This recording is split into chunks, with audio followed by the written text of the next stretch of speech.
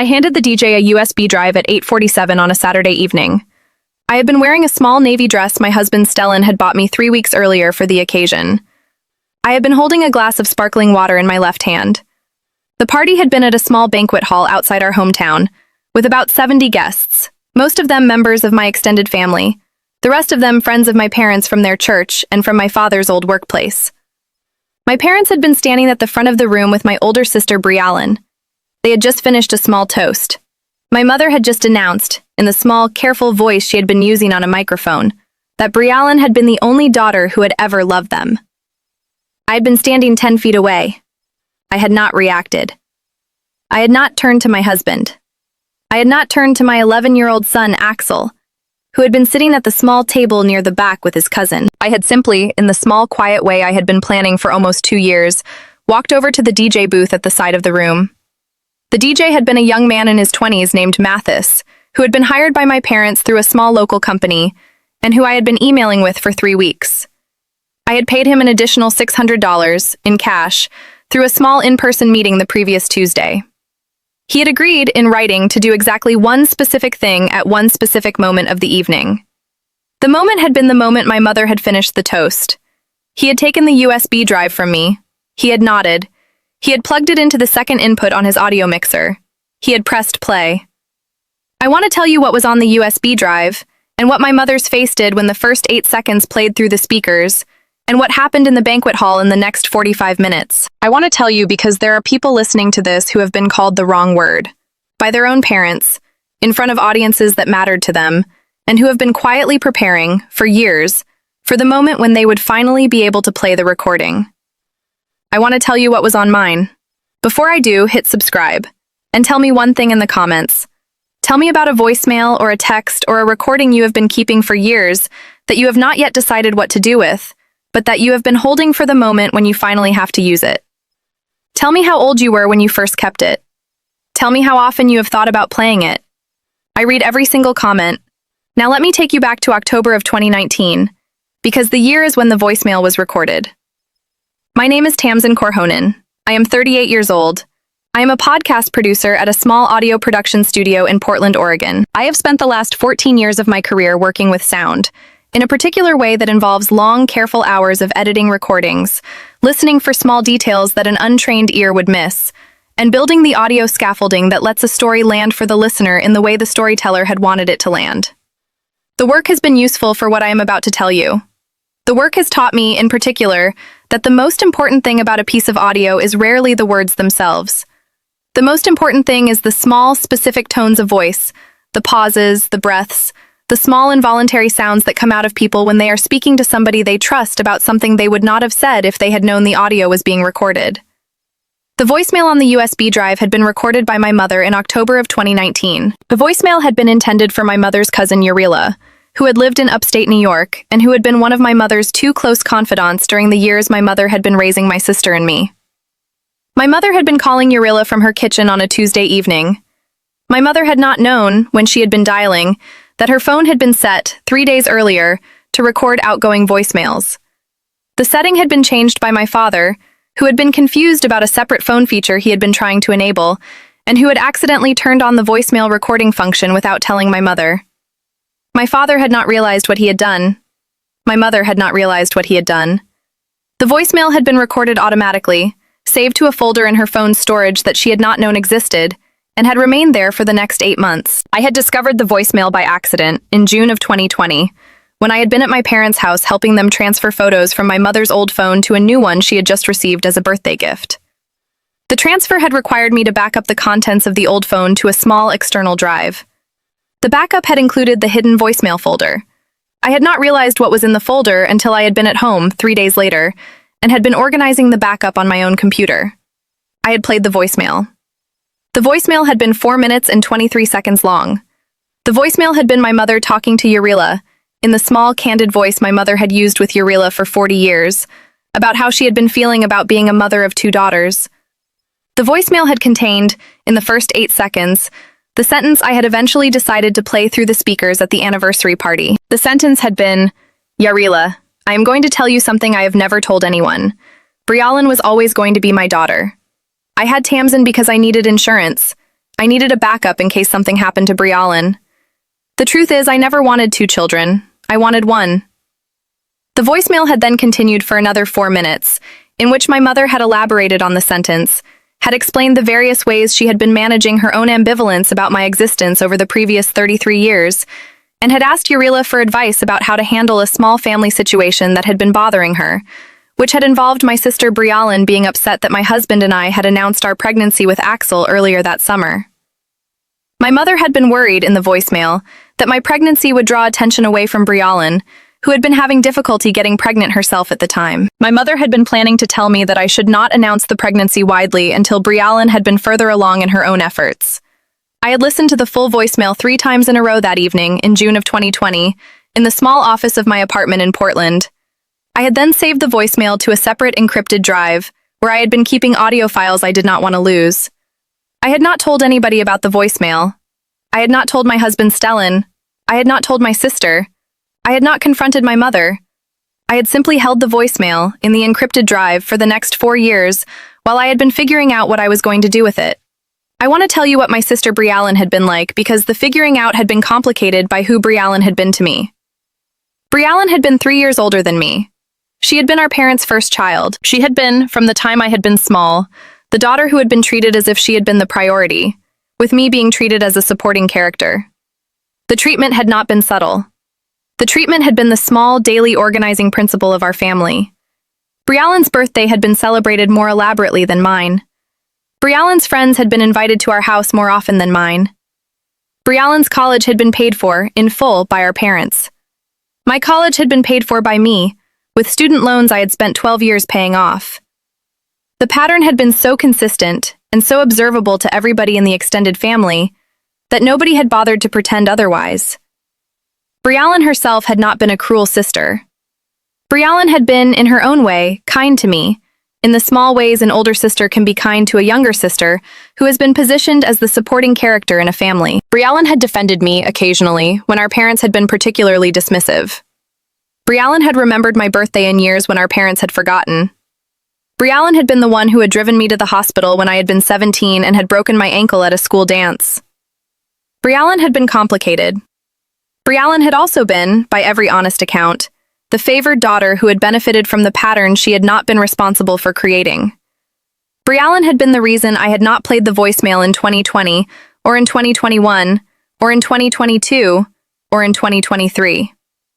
The voicemail had not just exposed our parents. The voicemail had also confirmed, to Brialyn herself, that the pattern we had both been growing up inside had been even more deliberate than she had probably realized. The voicemail had also told Brialyn something else, which was that our parents had been planning to manage her infertility by asking me to delay announcing my pregnancy. The voicemail had been, for Brialyn, the kind of information that would have been difficult to carry. The carrying would have been added to the small, careful relationship Brialyn had been managing with our parents for 36 years, and the addition would have been her problem to figure out, not mine. I had been waiting, for 4 years, for Brialyn to do something that would change my calculation. I had been waiting to see if Brialyn would, at any point, become the kind of sister who would actively participate in the pattern at my expense. Up until the anniversary party, Brialyn had not. Brialyn had been complicit by being the favored daughter. Brialyn had not been actively cruel to me. The complicity had been the kind of complicity that did not, in my judgment, justify the playing of the voicemail in front of her. Brialyn had finally crossed the line at the anniversary party. I want to tell you what happened because the crossing had been the thing that had finally made me decide to use what I had been keeping. The anniversary party had been planned by Brialyn. Brialyn had organized everything. Brialyn had hired the banquet hall, the caterers, the DJ, the small floral arrangements, the invitations. Brialyn had not asked me to help with any of it. Brialyn had not asked me to contribute financially. Brialyn had told me 2 months earlier, when I had asked whether I could help, that she had everything handled, and that I should just plan to show up with my husband and son.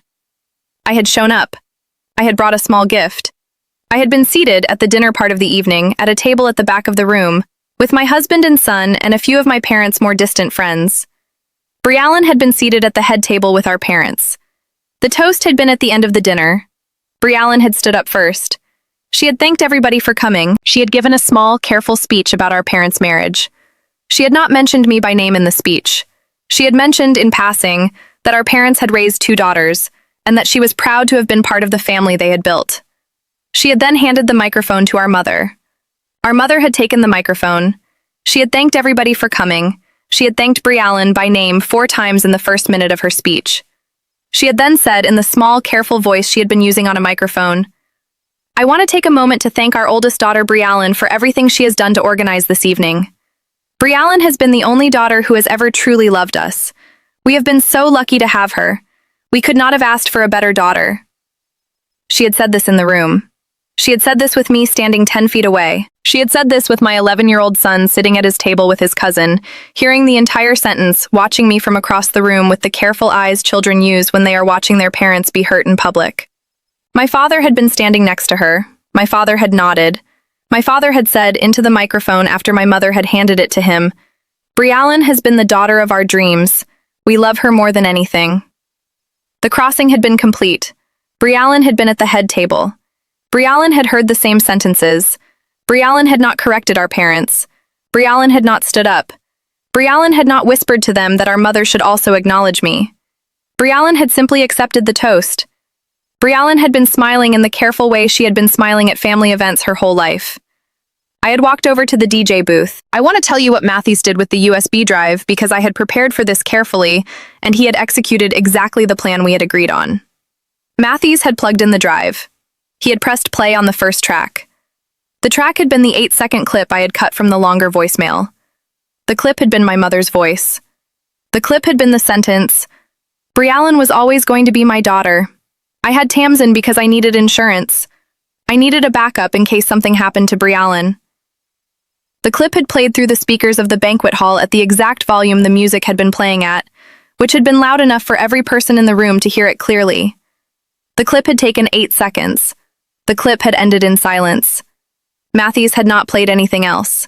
I want to describe to you what happened in the banquet hall in the next 8 seconds, and then in the next 20 seconds, and then in the next 2 minutes. The first 8 seconds had been the playing of the clip itself. The room had gone quiet at about the second word. By the fourth word, every person in the room had stopped what they had been doing and had been listening. By the 8th word, the entire room had been silent in a way banquet halls are almost never silent. The clip had finished. The silence had continued. In the next 20 seconds, 3 things had happened almost simultaneously. My mother had dropped the microphone. The microphone had hit the small wooden floor in front of the head table with a sound that had been picked up by the speakers and amplified across the room. My father had reached for my mother, who had been pale in a way I had not seen her in my life. Briallen had stood up from the head table, very slowly, and had been looking around the room with an expression I will not forget. The expression had not been anger. The expression had not been confusion. The expression had been the slow, careful arrangement of a face that had been understanding, in real time, that something had just happened that could not be undone. Briallen had been processing what she had just heard. Briallen had been processing what it meant. Briallen had been processing the fact that our mother's voice had just said the words through the speakers, in front of 70 guests, that our mother had said in a private voicemail 5 years earlier to her cousin Yarla. In the next 2 minutes, the room had begun to unfreeze. People had started to whisper. A few people had stood up. Some people had reached for their phones. My father had picked up the microphone from the floor, had not turned it back on, had been trying to say something to the room with no amplification, and had been failing. My mother had been crying. Briallen had been standing very still. I had walked back to my table. I had picked up my purse. I had told my husband and son, in a small, calm voice, that we were leaving. We had walked out of the banquet hall. The DJ had let us go. The USB drive had been still in the second input of his audio mixer. The mixer had been turned off by then. The room had been in the kind of suspended chaos that follows when a piece of information has been delivered that cannot be received in the moment. We had driven home. Stellan had been silent for most of the drive. Axel had been silent in the back seat. We had finally been on the highway, about 15 minutes in, when Axel had said, in the small, careful voice he had been using since the toast, "Mom, was that Grandma's voice?" I had told him yes. He had said, "She said she had you as a backup." I had told him she had said that. I had told him she had said it 5 years ago, on a voicemail she had not known had been recorded. I had told him I had been keeping the voicemail for a long time. I had told him I had decided to play it tonight because of what Grandma had said at the toast. He had been quiet for a moment. He had then said, "Mom, I am glad you are not just a backup." I had cried in the passenger seat. Stellan had reached over and had held my hand. Axel had been quiet for the rest of the drive. I want to tell you what has happened in the 4 months since the anniversary party, because the 4 months are the part of this story I have been carrying. My mother had not contacted me for the first 6 weeks. My father had not contacted me either. The extended family had been, by every report I had received from a small group of cousins who had been at the party and who had remained in contact with me, in a kind of confused gridlock. About half of the extended family had been horrified by what they had heard on the recording. The other half had been horrified by what I had done at the party. The two halves had been in disagreement about which was the larger horror. The disagreement had been splitting along predictable lines, with the family members who had been close to my mother taking her side, and the family members who had been closer to me, or to nobody in particular, taking my side. Briallen had called me on the 3rd day after the party. She had been crying when I had picked up. She had asked me if I would meet her at a small coffee shop in our hometown the following weekend. I had said yes. We had met. We had talked for almost 3 hours. I want to tell you what Briallen said to me at that coffee shop, because the saying had been the part of the story I had not been expecting. Briallen had told me she had known. She had not known about the voicemail. She had known about the pattern. She had told me, in the careful voice she had been using since we had been small, that she had been aware for years that our parents had been treating me as a supporting character, and that she had benefited from the treatment, and that she had not done enough to push back against it. She had told me she had been complicit. She had told me she had been ashamed. She had told me she had spent the 4 days since the party trying to figure out what she could say to me that would not sound like a small, useless apology. She had then told me she had been keeping her own evidence. She had told me she had, in 2017, overheard our mother say something to our Aunt Urilla about how Briallen had been the real daughter and how I had been the insurance policy. Briallen had not told me about this in 2017. Briallen had not told me about it for the next 7 years. Briallen had been, in her own quiet way, complicit in our mother's pattern by knowing about it and not telling me. Briallen had been telling me now, in the coffee shop, because she had decided, after the party, that the complicity had to end. I had been quiet for a long time after she had finished. I had finally asked her what she wanted me to do with the information. She had told me she did not want anything specific. She had told me she had been telling me because she had been needing to be honest with me for the first time in our adult lives. She had told me she had been ready to be a different kind of sister than the sister she had been for 36 years. She had told me she did not expect me to forgive her. She had told me she would not blame me if I had refused to have a relationship with her going forward. She had told me she was, however, going to spend the rest of her life being a different kind of sister regardless of what I decided, because the decision was hers to make about who she wanted to be, and not a decision contingent on whether I was willing to be in a relationship with her. I had told her I would think about it. I have been thinking about it. I have not yet decided. Briallen has been calling me about once a week. We have been having short conversations. The conversations have been awkward. The conversations have been, however, more honest than any conversations we have ever had as adults. We are figuring it out slowly. My mother had finally reached out in the 8th week. She had sent me a small letter. The letter had been 7 pages. The letter had been an apology that had been more thorough than I had been expecting, but that had still contained, in 3 different places, small attempts to explain her behavior in ways that had positioned her as a victim of her own circumstances. The attempts had been the parts I had recognized. The attempts had been the small, careful patterns my mother had been deploying my whole life to avoid taking full responsibility for what she did. The rest of the letter had been better than the attempts. The rest of the letter had been the work of a 72-year-old woman who had finally been confronted with the fact that the version of herself she had been performing for 40 years had been recorded by accident and played in front of 70 people, and who had been doing the slow work of figuring out who she actually was on the other side of the recording. I have not responded to the letter. I do not yet know whether I am going to. I am taking my time. My father had reached out separately a few weeks after my mother. He had written me a much shorter letter. The letter had said, in plain language, that he had been a coward for 38 years. He had not tried to explain it. He had not tried to position himself as a victim. He had simply told me he had been a coward, and that he was sorry, and that he was working on becoming a different kind of father, and that he understood if I never wanted to speak to him again.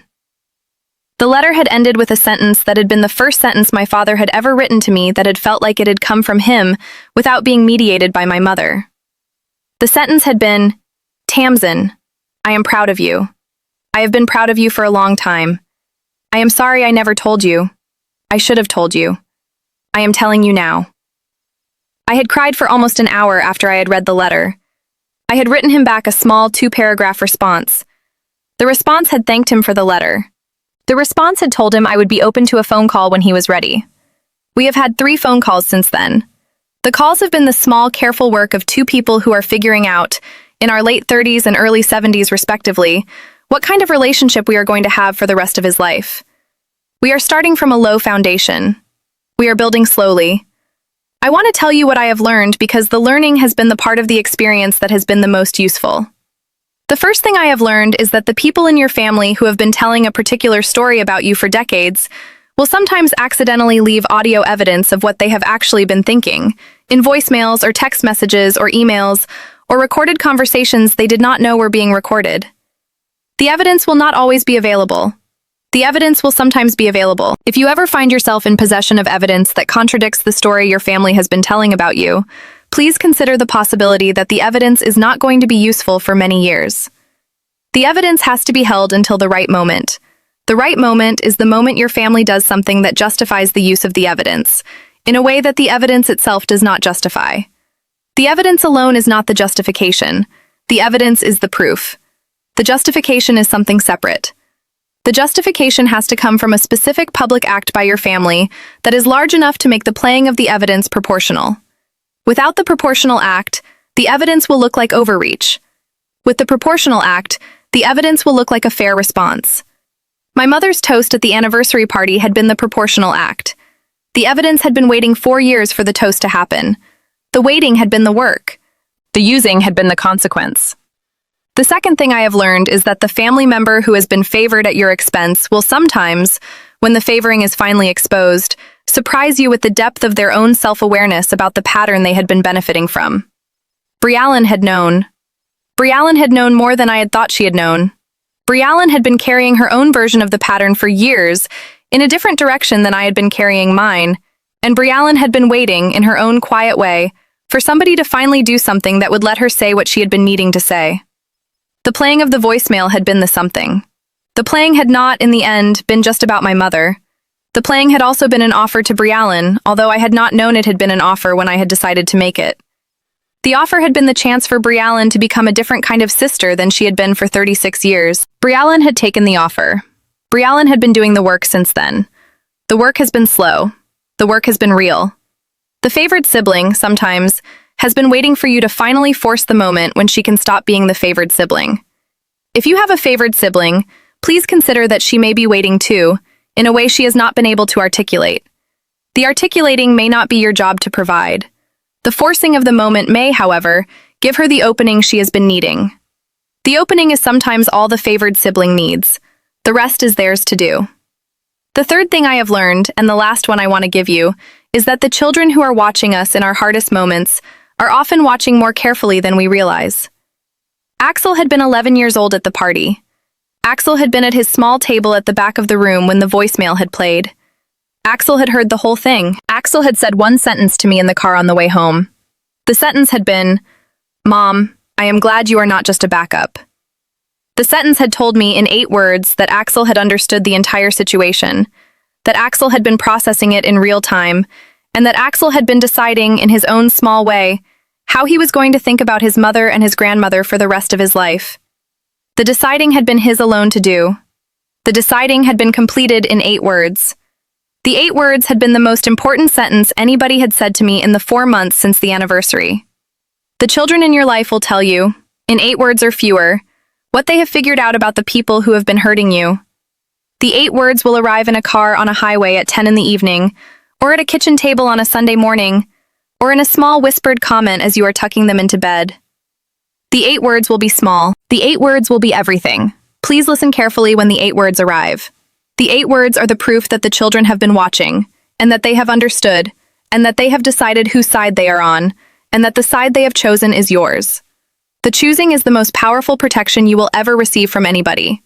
The choosing is what makes the rest of the work worth doing. The work was never about your mother. The work was always about the next generation.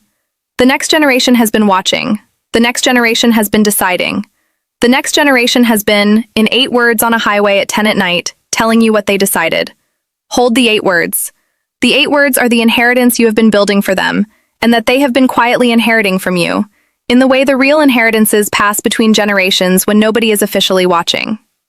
I want to ask you something before you go. Tell me in the comments about the 8 words your child or your niece or your nephew or your younger sibling has said to you after watching you handle something hard in your family. Tell me what they said. Tell me how old they were. Tell me whether you knew in the moment how much the 8 words meant. Tell me whether you have been carrying the 8 words since, in the small, careful way we carry the most important things people say to us. There are more of us than the families who hurt us would ever guess. We have been carrying the 8 words for years. The 8 words have been the foundation of every hard decision we have made. Tell me yours.